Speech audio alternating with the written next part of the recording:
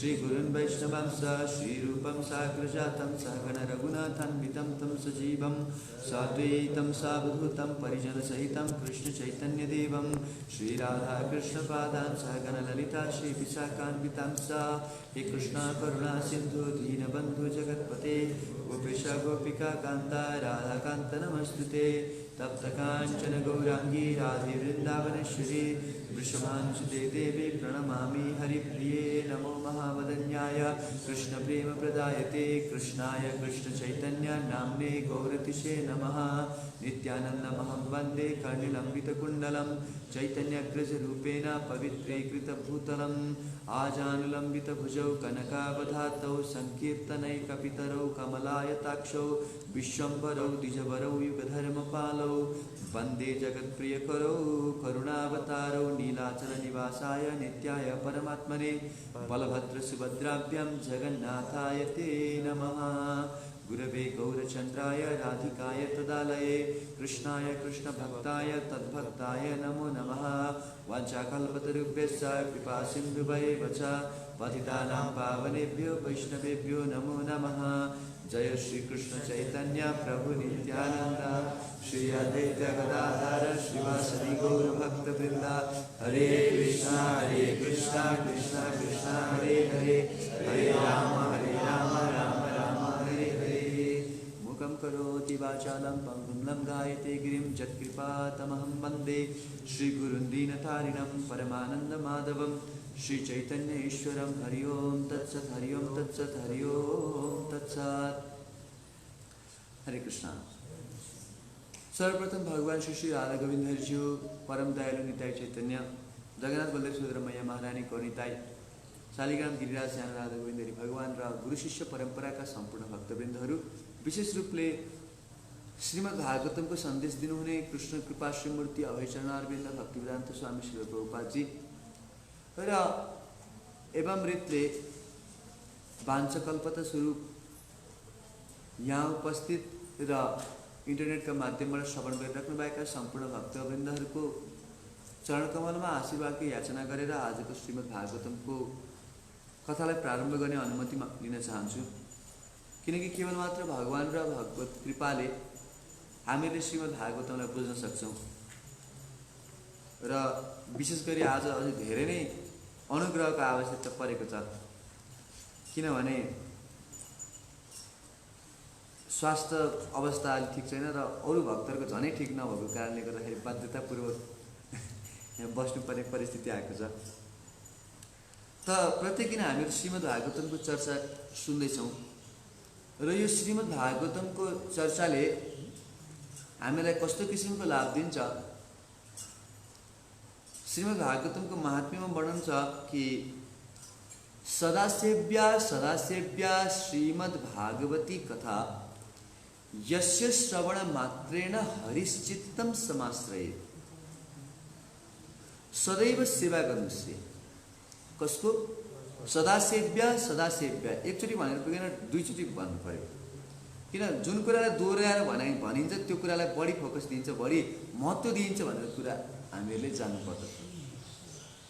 जस्तो भगवत गीतामा एउटा श्लोक भगवानले दोहोऱ्याउनु भयो नि मनमना भव मद्भक्तो मत्याजी माम नमस्कुरु मनमा लगाउनु। तसर्थ यो भगवत गीताको सबभन्दा महत्त्वपूर्ण के हो वस्तु भगवानले के बताउँदै हुनुहुन्छ कि मन कृष्णमा लगाउनु चाहिँ एकदमै महत्त्वपूर्ण विषय हो भन्नलाई भगवानले के भन्नुहुन्छ दुईचोटि जोड्नुहुन्छ र पछिल्लोचोटि पहिलो त 9 अध्याय 32 श्लोकमा भन्नुभयो त्यसपछि फेरि 18 अध्यायमा भन्नुभन्दा पनि अगाडि के भन्नुभयो शृणुमे परमं वच मेरो सबभन्दा उत्कृष्ट वचनलाई सुन अर्जुन। परम वचन के हो मनमना भव मद्भक्तो मेरो भक्त बन मन ममा लगाऊ र त्यो मन लाग्छ कसरी भगवानको लीला कथा श्रवण गर्नाले भगवानको नाम जप गर्नाले भगवानमा मन लाग्छ। तसर्थ सदासेव्या श्रीमद् भागवती कथा श्रीमद् भागवतको कथालाई सदैव सेवा गर्नु यस्य श्रवण मात्रेण कसैले यसलाई सुन्छ मात्रै भने पनि सुनेर आफ्नो जीवनमा अपनाउँछ जीवन सार्थक गर्छ भने त अलगै कुरा। यस्य श्रवण मात्रेण केवल सुन्छ मात्रै भने पनि हरिश चित्तम समाश्रयेत, भगवान हरि उसको चित्तमा समाश्रित भएर बस्नुहुन्छ अरे भन्नुहोस् हरे कृष्ण। केवल सुन्नाले भगवान हामीहरूको हृदयभित्र समाहित भएर बस्नुहुन्छ। त्यस्तो विशेषता चाहिँ यो श्रीमद् भागवतमको कथाको। र भगवान हृदयभित्र बस्ने बित्तिकै त्यहाँ रहेको सम्पूर्ण अभद्रताहरू नष्ट भएर जान्छन्। जति पनि फोहोर मैला काम क्रोध इत्यादि वासनाहरू छन् सबै हृदयबाट निस्केर जानुपर्छ। कृष्ण त्यहाँभित्र विराजमान हुनु भइसकेपछि अरू चिज त्यहाँ टिक्न सक्दैन। त्यसैले नष्ट प्रायेषु अभद्रेषु नित्यम भागवत सेवया, नित्य भागवतको श्रवण गर्नाले हामीहरूको जति पनि हृदयभित्रको अभद्रता छ त्यो प्राय नष्ट भएर जान्छ। नष्ट प्रायेषु अभद्रेषु नित्यम भागवत सेवया। र त्यति मात्रै नभएर भगवते उत्तम श्लोके भक्ति भगवती नैष्ठिकी, भगवान उत्तम श्लोकप्रति हामीहरूको नैष्ठिकी भक्ति उत्पन्न हुन्छ। तसर्थ श्रीमद् भागवतमको निरन्तर रूपमा कथा सुनिराख्नु आवश्यक छ। जस्तो कि सुखदेव गोस्वामी जसले यो कथाको वक्ता हुनुहुन्छ, उहाँ श्रीमद् भागवतमको कथा सुनेर यो संसारबाट यतिसम्म विरक्त बन्नुभयो कि भागवतमको स्तुति गान गर्दै सुत गोस्वामी जब भागवतम सुरु गर्न लाग्नु त्यस समयमा सुखदेव गोस्वामीको स्तुति गर्नुहुन्छ प्रथम श्लोकमा। र के भन्नुहुन्छ कि यम प्रवचन्तम अनुपेतम अपेत कृत्य द्वैपायनो विरह कातर आजुहावा पुत्रेति तन्मयतया तरवो विनेधो तम सर्वभूत हृदयं मुनिमं नतोस्मि। जब सुखदेव गोस्वामीको जन्म भयो नि माता बिटिकाको गर्भबाट, अनि उहाँ त 12 वर्षसम्म गर्भमा बस्नु भएको थियो। अनि कृष्ण भगवानले आएर सान्त्वना दिनुभयो, तिमी यो संसारमा आएपछि पनि मायाले तिमीलाई छुँदैन भनेपछि बल्ल जन्म लिनुभयो। र त्यसपछि जन्म लिन साथ उहाँको कुनै संस्कार भएको थिएन, कुनै पनि भनौँ न नामकरण होस्, कर्णभेद होस् अथवा चूडाकरण होस्, उपनयन होस्, कुनै संस्कार भएको थिएन। तर बिना संस्कारकै उहाँ त तुरुन्त घर छोडेर जानुभयो। किनभने कपाल काट्नुपर्ने आवश्यकता त तिनीहरूलाई पर्छ जसको कपाल छ। जो व्यक्ति पहिलेदेखि तालु गरेछन् उनीहरूलाई किन कपाल काट्नु पर्यो? जो व्यक्तिहरूमा संस्कार छैन उनीहरूलाई पनि संस्कारको आवश्यकता पर्छ। परमहंस व्यक्तिहरूलाई के को संस्कार छैन, कुनै संस्कारको आवश्यकता पर्दैन। परमहंस स्तरमा हुनुहुन्थ्यो सुखदेव गोस्वामी। त्यसर्थ तुरुन्त घर छोडेर जाँदै हुनुहुन्थ्यो र पछाडिबाट व्यासदेवजीले उहाँलाई पुकार गर्दै हुनुहुन्थ्यो। यम प्रवचन्तम अनुपेतम अपेत कृत्य द्वैपायनो विरह कातर आजुहाव। आफ्नो पुत्रको विरहमा व्यासदेवले हे पुत्र भनेर पुकार गर्दै हुन्थ्यो अरे। पुत्रेति तन्मयतया तरबो विनेदु। तर सुखदेव गोस्वामीले कुनै उत्तर दिनु भएन अरे, बरु ती रुखहरूले सुखदेव गोस्वामीको सट्टामा उत्तर दिए अरे। तरबो अभिनेदु। व्यासदेवको उत्तर कसले दिनुभयो? रुखहरूले दिनुभयो। के भनेर रुखहरूले के उत्तर दिन्छन्? हे सुखदेव भन्दाखेरि रुखहरूले पनि सुखदेव भनेर फिर्ता दिन्छन्। त्यही हो उत्तर भनेको। अथवा कुनै टीकाकारले भन्नुहुन्छ रुखहरूले व्यासदेवजीलाई वर्णन गर्दैछन्, तपाईँ कसको पछाडि लाग्दै हुनुहुन्छ? यो त भगवत आवेशमा भगवत भावमा समाधिस्थ भएको पुत्रलाई तपाईँ खोज्न जाँदै हुनुहुन्छ, ऊ फर्केर आउनेवाला छैन। र व्यासदेव सुखदेव गोस्वामी पछाडि जाँदै हुनुहुन्थ्यो। रुखहरूले उत्तर दिँदा पनि अझै पछाडि लाग्नुभयो। तम सर्वभूत हृदय मुनिमाम नतोस्मि। र जाँदै एउटा सरोवरको तटबाट उहाँहरू पास भएर जानुभयो। सुखदेव गोस्वामी भर्खर जन्म लिनु भएको छ, एउटा कोपिन पनि धारण गर्नुभएको छ, शरीरमा एउटा वस्त्र पनि छैन। दिगाम्बरम वक्त्र वितीर्ण केशम भन्छ। उहाँले कुनै कपडा लगाउनु भएको छैन। यो जुन दिशाहरू छ नि पूर्व पश्चिम उत्तर दक्षिण नैऋत्य इत्यादि, यी दिशाहरूलाई नै आफ्नो कपडाको रूपमा उहाँले स्वीकार गर्नुभयो। र त्यस्तो स्वरूपमा निर्वस्त्र अवस्थामा एउटा सरोवरलाई पार गरेर जानुभयो। त्यो सरोवरमा के युवतीहरू स्नान गरिरहेका थिए र 16 वर्षको युवान सुखदेव गोस्वामी त्यो पनि निर्वस्त्र त्यहाँबाट जानुभयो। ती युवतीहरूलाई कुनै मतलब लागेन अरे, उनीहरू चुप लागेर नुहाएर बसिरहेको। तर जब वृद्ध दारी फुलेको व्यासदेव त्यहाँबाट जानुभयो, ती स्त्रीहरूले के गरे? हत्तनपत्त आफ्नो कपडा झिकेर कपडा लगाउन थाले। अनि व्यासदेवले ती स्त्रीहरूलाई प्रश्न सोध्नुभयो कि मेरो लक्का जवान पुत्र 16 वर्षको, त्यो पनि निर्वस्त्र, यहाँबाट गयो, तिमीलाई लज्जा लागेन? तिमीहरू त्यतिखेर चाहिँ नुहाएर बस्यो, तिमीलाई केही मतलब लागेन? अहिले म यस्तो बुढो मान्छे आउँदा तिमीलाई यस्तो लाज लाग्यो, तिमीहरू कपडा लगाउन थाल्यो, के हो यसको कारण? ती स्त्रीहरूले जुन उत्तर दिए नि, त्यो उत्तर सुनेर व्यासदेवजी आफ्नो पुत्रलाई खोज्नलाई छोडिदिनु, घर फर्केर आउनुभयो भने के उत्तर दिए कि तद्भिक्ष पिक्षति मुनौ जगदुस्तवास्ते स्त्री पुंविदान तु सुतस्य विविक्त दृष्टे। ती स्त्रीहरूले भने तपाईँ कसको पछाडि जाँदै हुनुहुन्छ? तपाईको पुत्रमा स्त्री पुंविदा नतु सुतस्य विविक्त दृष्टि, उसले त को स्त्री हो को पुरुष हो भनेर विविक्त दृष्टिले हेर्दै उसको नजरमा त के छ, पुरुष पनि भगवानको नित्य शाश्वत एउटा अंश आत्मा हो, स्त्री पनि आत्मा हो। यो बाहिरको त बोक्रा जस्तो, पासांसी जीर्णानि यथा विहाय नवानि गृह्णाति नरोपराणि। जसरी हामीहरू पुरानो वस्त्र थोत्रो भयो भनेपछि फालिदिन्छौँ र नयाँ वस्त्र धारण गर्छौँ, त्यस्तै गरी शरीरले पनि के गर्छ, जब यो आत्माले जब यो शरीर पुरानो हुँदै जान्छ, थोत्रो हुन्छ, वस्त्रलाई यो शरीरलाई फ्यालिदिन्छ र नयाँ शरीर धारण गर्छ। यो त कपडा जस्तो हो। हामी त वास्तवमा शाश्वत भगवानका चिन्मय आत्मा हौ। तसर्थ तपाईको पुत्रको नजरबाट हामीले थाहा पाउन सक्यौँ कि उसले त स्त्री र पुरुषको बिचमा कुनै भेदै देख्दैन। उसको अगाडि हजारवटा कपडा लगाए पनि केही मतलब छैन, पुरै निर्वस्त्र बसे पनि केही मतलब छैन। तर तपाईको नजर त विविक्त दृष्टि छ। तपाईले त स्त्री पुरुषमा भेद देख्नुहुन्छ, त्यसकारणले हजुरको सामुन्ने कपडा लगाउनु पर्ने बाध्यता भयो। तर उसको अगाडि लाउन नलाउने एउटै हो। यो उत्तर सुनेपछि मेरो पुत्र यस्तो स्तरमा छ, उसलाई अब स्त्री र पुरुष बीचको भेद उसले देख्दैन भनेदेखि कसरी मैले उसलाई फर्काएर लिएर आउन सक्छु भनेर व्यासदेव फर्किनु भयो। अब कथा त विस्तृत छ, कसरी उहाँले भागवतमका श्लोकहरू पढाएर फेरि सुखदेव गोस्वामी भागवतम कथा सुन्नलाई फर्केर आउनुभयो। तर भन्न खोजेको कुरा के हो भनेदेखि भागवतमको कथा श्रवण गर्नाले, श्रीमद् भागवतमको चर्चा सुन्नाले हामीहरूको हृदयभित्रको सम्पूर्ण कल्मसलाई नष्ट पारिदिन्छ र हाम्रो स्वाभाविकगत अवस्थामा हामीलाई स्थापित गरिदिन्छ। स्वाभाविक अवस्था भनेको के हो? मुक्तिर हित्वा अन्यथा रूपम स्वरूपेण व्यवस्थिति। मुक्ति भनेको के हो? हामीहरूले आफ्नो अन्यथा रूपलाई, म जे होइन त्यो चिजलाई हु भनेर मानिरहेको छु, त्यस्ता उपाधिहरूलाई त्यागेर आफ्नो स्वरूपगत अवस्था भनेको कृष्णको नित्य दास हुँ भन्ने अवस्थामा स्थापित गर्नुलाई नै मुक्ति भनिन्छ। तसर्थ त्यो अवस्थामा स्थित रहनु नै यो श्रीमद् भागवतमको सन्देशको उद्देश्य हो। त आज यहाँ श्रीमद् भागवतममा के वर्णन गर्दै हुनुहुन्छ सुन्छौँ। वैकुण्ठ धामको वर्णन भइरहेको छ, भगवत धामको वर्णन भइरहेको छ। हिजो हामीले सुन्यौँ वैकुण्ठका निवासीहरू यत् समङ्गलम हरिपदान अतिमात मृष्टै वैदुर्य मार्गत हेम मयी विमानै।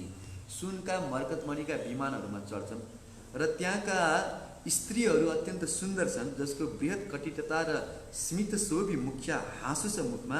तर त्यस्ता हुँदाहुँदै पनि कृष्णको आत्मा, कृष्णलाई आफ्नो आत्मा बनाएकाले उनीहरू काम वासनाले नियुक्त हुँदैनन्। र आजको श्लोकमा के भनिरहेको छ? श्रीरूपिणी गणयति चरणार बिन्दम। त्यहाँका प्रत्येक स्त्रीहरू श्रीरूपिणी भनेको लक्ष्मीजी जतिकै सुन्दर हुन्छन्।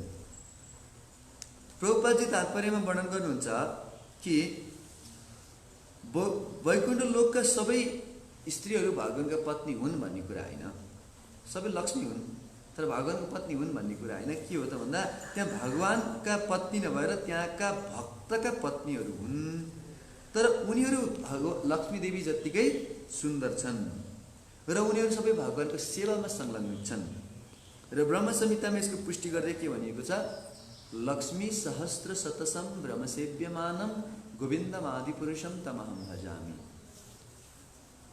हजारौं करोडौं लक्ष्मीहरू भगवानको सेवा गर्नको लागि तत्पर छन्, लाइनमा बसिरहेछन्। लक्ष्मीजी आएर भगवान गोविन्दलाई म हजुरको सेवा गर्न पाउँछु, थोरै सेवा दिन्न, लाइनमा जानु। त्यो पछाडि लाइन, लामो लाइन देखिरहनु भएको छ नि, 1000 जनाको। ऊ त्यो लाइनको पछाडिपट्टि बसेर आउँछ, लाइनमा पालो आउँछ, त्यसरी सेवा गर्ने। लक्ष्मीजीलाई भगवानको सेवा गर्न त्यति दुर्लभ छ। अनि कहिलेका हामीहरू चाहिँ के गर्छौँ? भगवानको सेवा गर्न आउनु न, अलिकति सेवा अलिक फुर्सद छैन, अलिकति यो छैन के भइरहेछ। तर भगवानको सेवा गर्ने अवसर अत्यन्त दुर्लभ चिज हो। ती लक्ष्मी देवीहरूले चाहिँ सेवा नपाएर के गर्दैछन् यो श्लोकमा वर्णन गरिरहेछ। लीलाम्बुजेन हरिसद्मनि मुक्त दोषा, उनीहरू हातमा लीला अम्बुज अथवा कमलको पुष्प लिएर हिँड्ने लक्ष्मी देवीहरू हरिसद्मनि मुक्त दोषा, त्यो भगवानको हरिको सद्मनि, हरि सदन भन्छ नि, सदन सदन भने कि घर, कसको घरमा चाहिँ के सदन, यो सदन नाम लेखेर सदन राखेको हुन्छ होइन, सदन भने घर। त हरिसद्मनि भनेको हरिको सदन, हरिको घर भनेको यो मन्दिर अथवा वैकुण्ठको प्यालेस दरबार। त्यो हरिसद्मनि त्यसको विशेषता के छ? मुक्त दोषा। त्यो हरिसद्मनिमा कुनै किसिमको दोष छैन, भगवानको घरमा कुनै किसिमको दोष छैन। त्यहाँ फोहोर होला मैला होला भनेर सोच्नु पनि पर्दैन, कुनै पनि दोष छैन त्यहाँ। एउटा सानो धुलोको कण पनि छैन त्यहाँ है।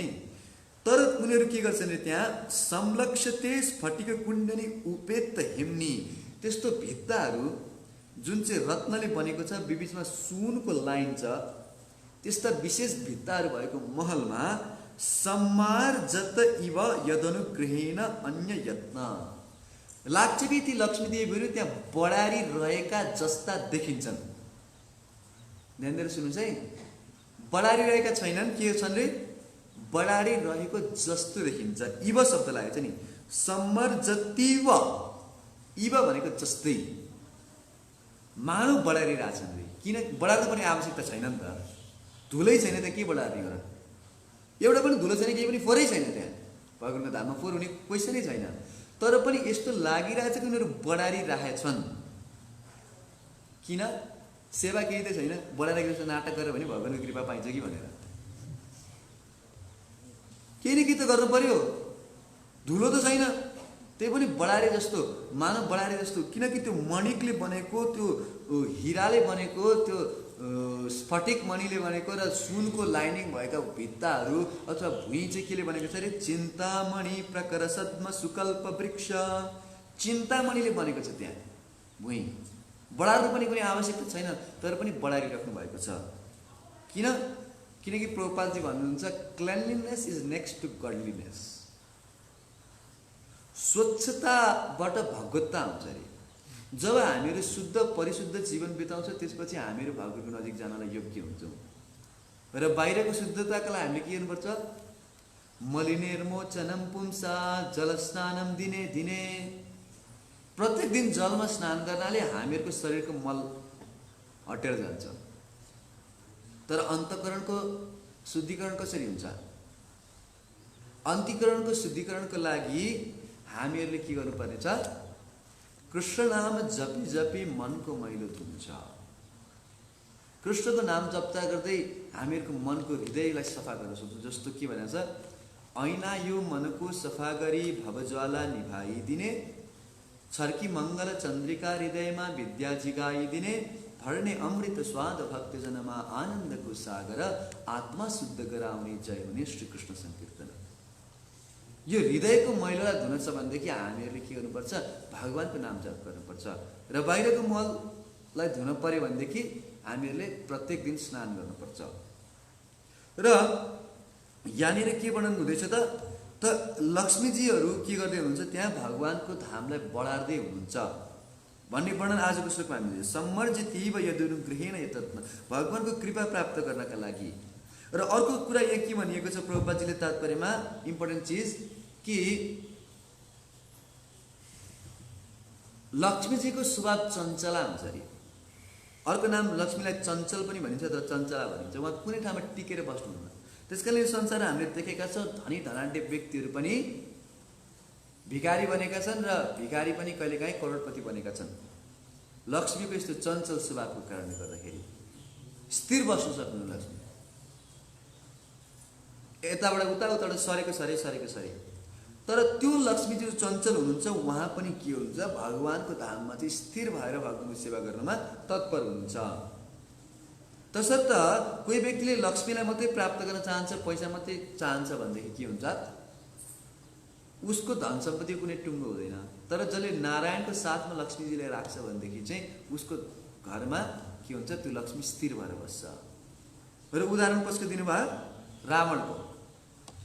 हैन। रावणले पनि लक्ष्मीलाई नारायण बिनाको लक्ष्मी मलाई चाहियो भनेर, राम बिनाको सीता मलाई चाहियो भनेर सीतालाई हरण गरेर लिएर गए। तर भाग्यकी देवी लक्ष्मीलाई ल्याएर आफ्नो घरभित्र राख्दा पनि उसको दुर्भाग्यको सुरुवात भयो भन्नु हरे कृष्ण। किन? किनकि भाग्यकी देवीलाई त ल्याएको छ तर उहाँको पतिलाई ल्याएको छैन। भाग्यकी देवी स्वयं जसको घरमा हुनुहुन्छ उसको घरमा भाग्यको कमी होला? हुनु नपर्ने नि। तर उसकै घरमा सबभन्दा ठुलो दुर्भाग्य आयो, उसको सारा सन्तान, सारा वंश, सम्पूर्ण राक्षस कुल नै नष्ट भएर गयो। किन? किनकि केवल लक्ष्मीलाई मात्रै प्राप्त गर्ने अभिलाषा जसको हृदयमा छ र त्यो लक्ष्मीलाई नारायणको सेवामा उपयुक्त गर्न चाहँदैनन्, उनीहरूको जीवनमा त दुर्भाग्य आउने निश्चित छ। यही कुरा प्रभुपादजीले हामीलाई तात्पर्य बताउनु भयो। त्यसैले उनीहरू लक्ष्मीजीका कारण चञ्चल रहन्छन्। यस प्रकार रावणको घरमा रहेकी लक्ष्मीजी चञ्चला थिइन्। रावण कोटिका मानिसहरू लक्ष्मीजीलाई चाहन्छन् तर उहाँको पति नारायणलाई लक्ष्मीजीका कारण चञ्चल रहन्छन्। तसर्थ यहाँ स्वयं लक्ष्मीजी हुनुभए तापनि भगवान कृपा बिना प्रसन्न रहन सक्नुहुन्न। लक्ष्मीजीलाई पनि सुखी रहनका लागि भगवानको कृपाको आवश्यकता पर्दछ है। र यस जगतमा सबै व्यक्ति, ब्रह्माजीदेखिका सम्पूर्ण व्यक्तिहरू पनि लक्ष्मीजीको अनुग्रह चाहन्छन्। समुद्र मन्त्रमा हामीले देखेका थियौँ कि लक्ष्मीजीको जब प्राकट्य भयो सबैजना नै लक्ष्मीजीलाई चाहन्थे। हातमा वरमाला दिउँ, उहाँले कसलाई चाहनुहुन्छ हेरौँ न त। अनि लक्ष्मी देवीले त सिधा लगाएर भगवान नारायणको गल्लामा वरमाला लगाइदिनु भयो। लक्ष्मी नारायण भगवान की, लक्ष्मी नारायणको विवाह भयो।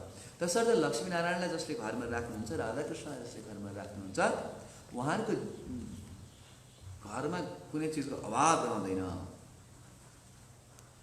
यस्तो किसिमको विशेषता छ। र प्रत्येक दिन हामीहरूले त लक्ष्मीजीले जस्तै भगवानको मन्दिरलाई भनेको हरिसम्पद भनी भगवानको यो घरलाई पवित्र राख्ने, स्वच्छ राख्ने प्रयास गर्नुपर्छ। यो हामीहरूको कर्तव्य हो।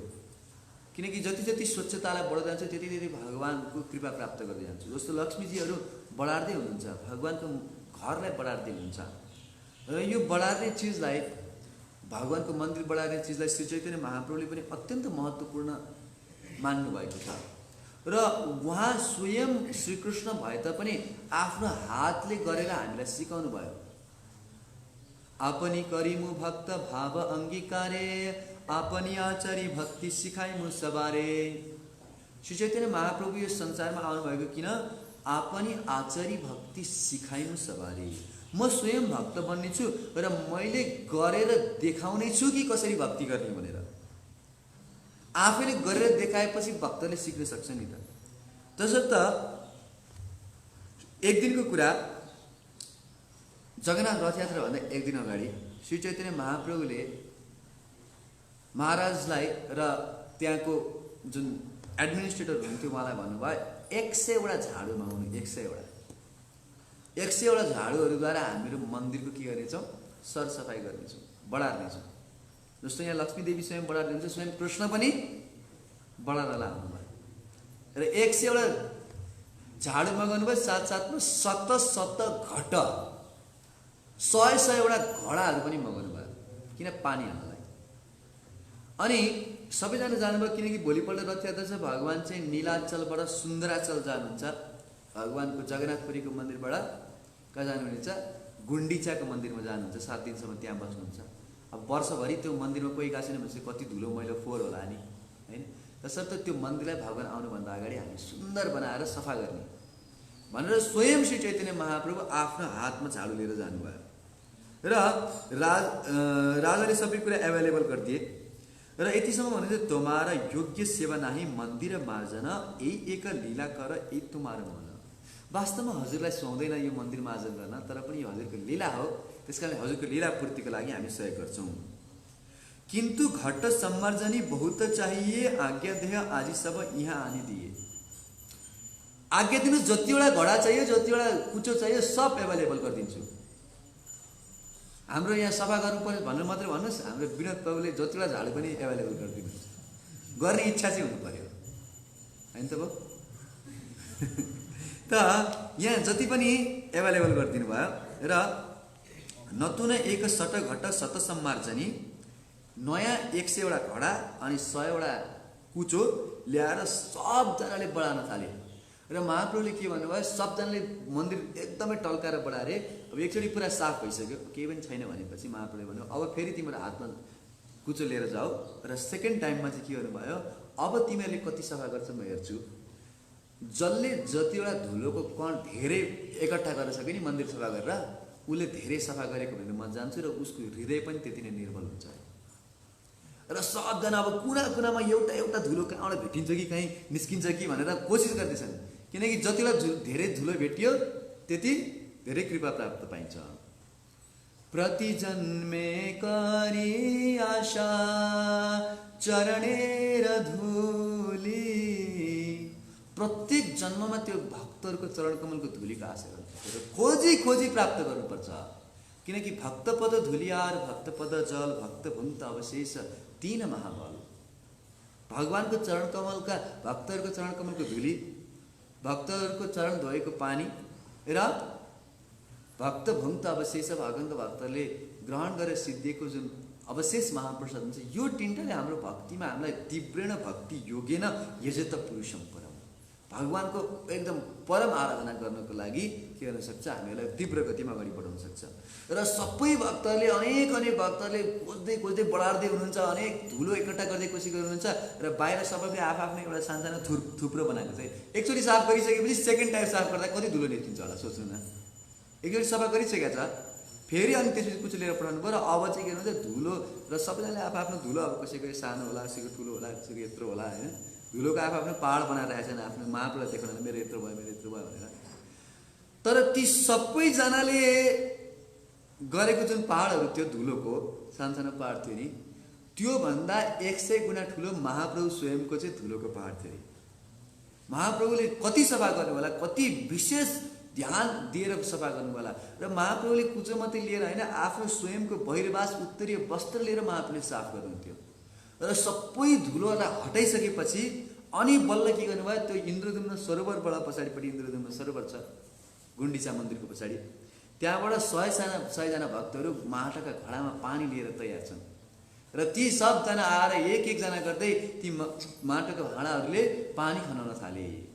र पानीले फेरि सम्मार्जन गर्न थालियो। 100 चोटि एउटै मन्दिरले हेर्नुहोस्, बारम्बार भित्र बाहिर अन्तपुरमा भगवानको सिंहासनमा, माथिको भित्तामा, यो यता साइडको भित्तामा, माथिको छतमा, सबतिर एउटा कण पनि धुलो नहराउने गरी यसरी श्री चैतन्य महाप्रभुले स्वयं मन्दिरको मार्जन गर्नुभयो। गुण्डिचा मार्जन जसलाई भनिन्छ। र उहाँले सिकाउनु भयो कि हामीले कसरी आफ्नो जीवनमा यसरी भगवानको मन्दिर साफ गरेर भगवानको कृपा प्राप्त गर्न सक्छौँ। र जति मन्दिर सफा गर्दै जान्छौँ त्यति हामीहरूको हृदय सफा हुँदै जान्छ। यो विशेषता हो। त्यसर्थ जसरी यहाँ लक्ष्मी देवीहरू भगवानको कृपा प्राप्त गर्नको लागि त्यो वैकुण्ठ धाममा धुलै नहुने महलमा पनि कुचो लगाइरहेको जस्तो देखिन्छ, त्यस्तै गरी हामीहरूले पनि निरन्तर रूपमा भगवानको मन्दिर सफा गर्नुपर्छ, भगवानको घरलाई सफा राख्नुपर्छ। तत्पश्चात हामीले भगवानको कृपा प्राप्त गर्न सक्छौँ।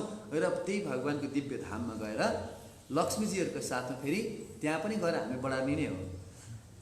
यहाँ बढार्दा गर्ने गएर त्यहाँ पनि जाने गएर त्यहाँ के गर्ने, सम्मर्जितीव यदनुग्रहेण यतन्त, भगवानको धाममा जान सक्छौँ। र त्यहाँ पनि निरन्तर रूपमा भगवानको अनेक प्रकारका सेवाहरू छन्। कसैलाई मन्दिर श्री विग्रहाराधन नित्य नाना श्रृङ्गार तन्मन्दिर मार्जनार्दो, विश्वनाथ चक्रवर्ती ठाकुर यो गुरुवाष्टकमा गाउनुभयो, श्री विग्रह आराधन नित्य नाना श्रृङ्गार तन्मन्दिर मार्जनार्दो। भगवानको श्री विग्रहको आराधना गर्नु भनेको जो पुजारीले भित्र भगवानको आरती घुमाइरहेछ, आराधना गरिरहेछ, अथवा कसैले पुष्प ल्याएर भगवानलाई दिइरहेछ, अथवा कसैले किचनमा भगवानलाई प्रसाद पकाइरहेछ, कसैले भगवानको लागि माला गाँथिरहेछ, र मन्दिर मार्जना अथवा कसैले यहाँ पोछा लगाइरहेछ भने त्यो सेवामा कुनै अन्तर छैन। शिव विग्रहको आराधना र मन्दिर मार्जन उस्तै स्तरको यो होइन कि यो निम्न स्तरको सेवा त्यो उच्च स्तरको सेवा भन्ने कुरै छैन। भगवानको आरती गर्नाले जति कृपा प्राप्त पाइन्छ त्योभन्दा धेरै कृपा भगवानलाई मन्दिरलाई सफा गरेर पाउन सकिन्छ, भाव यदि सही छ भनेदेखि। त त्यसैले विश्वनाथ चक्रवर्ती ठाकुरले गुरुदेवले के भन्नुहुन्छ अरे, शिव विग्रह आराधन नित्य नाना, अनेक प्रकारले भगवानको आराधना गर्न सकिन्छ, नाना प्रकारले। श्रृङ्गार, भगवानको ड्रेसिङ गर्नु, श्रृङ्गार गर्नु, अथवा मन्दिर मार्जन आदौ, भगवानको मन्दिर मार्जन गर्नु इत्यादि सम्पूर्ण क्रियाकलापद्वारा युक्तस्य भक्तम संयुञ्जतोपि वन्दे कुरुषे चरणारविन्दम। यसरी आफ्ना भक्तहरूलाई, आफ्ना शिष्यहरूलाई जुन गुरुदेवले भगवानको श्री विग्रहको आराधना, श्रृङ्गार अथवा मन्दिर मार्जन इत्यादि सेवाहरूमा लगाउनुहुन्छ, त्यस्तो गुरुदेवलाई म प्रणाम गर्दछु, त्यस्तो गुरुदेवको चरणमा वन्दना गर्दछु भनेर हामीहरू प्रतिदिन प्रार्थना गरिरहेको छौँ। र हरेकचोटि भगवानलाई प्रार्थना गर्दैछौँ। तुलसी आरतीमा आउँछ, सेवाधिकार दिए करो निज दासी, मलाई दासी बनाउनुहोस्, मलाई सेवाको अधिकार दिनुहोस्, मन्दिर सफा गर्नुहोस् भनेर मागे त हो। तसर्थ यो कुराको महत्त्व यहाँ वर्णन गरिँदैछ श्रीमद् भागवतमको पानाहरूमा। र यी कुराहरू हामीले गर्छौँ भनेदेखि हाम्रो हृदय निर्मल भएर जान्छ, भगवानको मन्दिर त सफा हुन्छ नै, साथसाथै हाम्रो हृदय पनि सफा हुन्छ र हामीहरू नित्य निरन्तर भगवानको सङ्गमा गएर निरन्तर भगवान नाम कीर्तन गर्दै भगवानको साथमा बन्न सक्नेछौँ। हरे कृष्ण कृष्ण कृष्ण हरे हरे, हरे राम राम राम हरे हरे। ग्रंथराज श्रीमद् भागवतम की, श्रील प्रभुपाद की, समेत गौर भक्तवृंद की, निताय गौर हरि प्रेमानंद।